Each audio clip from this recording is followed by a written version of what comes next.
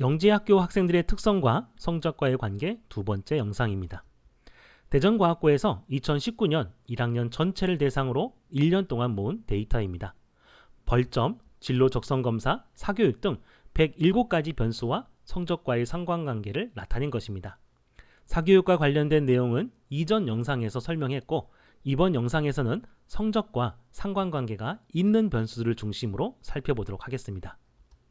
이 데이터에서 성적과 상관관계가 가장 뚜렷한 것은 역시 자기관리 역량입니다. 스스로 통제가 잘 안되거나 벌점이 많으면 성적이 낮은 경향이 있고요.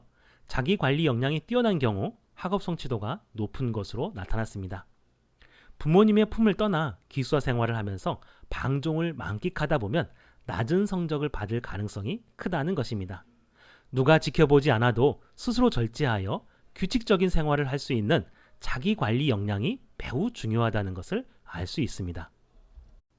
그 다음으로는 직업 흥미도와 상관관계가 높았습니다. 아무래도 과학고이다 보니 탐구를 좋아하고 이공학 연구에 흥미가 있는 학생들의 학업 성취도가 높았습니다. 과학고라서 모든 학생이 수학과학에 흥미도가 높은 것은 아닙니다. 중학교 때 다른 학생들보다 공부를 잘해서 들어온 경우도 적지 않습니다. 탐구와 이공학 연구를 좋아하지 않지만 공부를 잘해서 과학고에 들어온 경우 머리도 좋고 탐구를 좋아해서 죽어라 노력하는 학생들을 이기기 어렵습니다. 이런 경우 학교 생활이 힘들어질 수 있습니다. 심층적 전략은 학습 동기 검사를 통해 알 수 있습니다. 내재적인 동기를 바탕으로 새로운 지식을 선행 지식과 연결시키는 학습 방법을 심층적 전략이라고 합니다. 그 다음으로는 자기 개발에 직업 가치를 두는 학생들의 학업 성취도가 높았습니다. 자기 개발은 항상 새로운 것을 배우고 스스로 발전해 나갈 때 만족을 느끼는 경우입니다. 내재적인 학습 동기와 자기 개발은 모두 자기 주도성과 관련성이 높습니다. 지금까지의 결과를 종합하면 이렇습니다.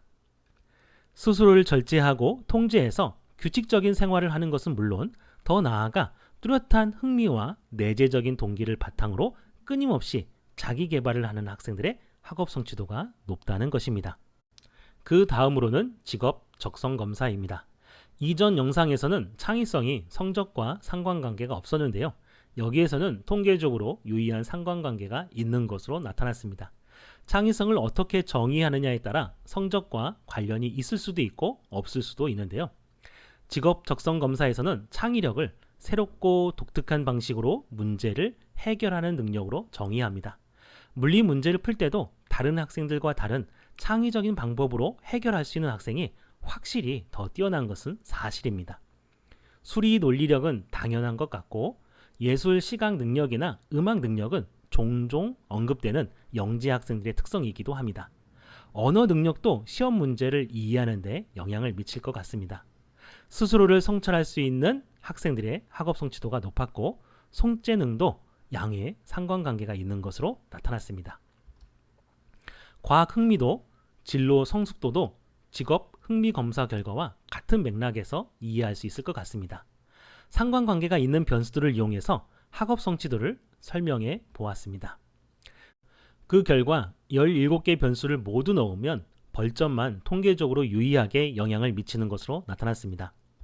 재기적 변수 선택법으로 4개의 변수만 선택했을 때 이해하기도 쉽고 설명력도 더 높은 것을 알 수 있습니다. 결론적으로 스스로 절제하고 규칙적인 생활을 하면서 내재적인 학습 동기를 바탕으로 항상 새로운 것을 배우고 스스로 발전해 나갈 때 학업 성취도가 높다는 것을 알 수 있습니다. 지난 영상에서 분석한 과제 집착력과 디테일에 이어 학업 성취도와 관련된 영재 학생들의 특성에 대해서 살펴보았습니다. 감사합니다.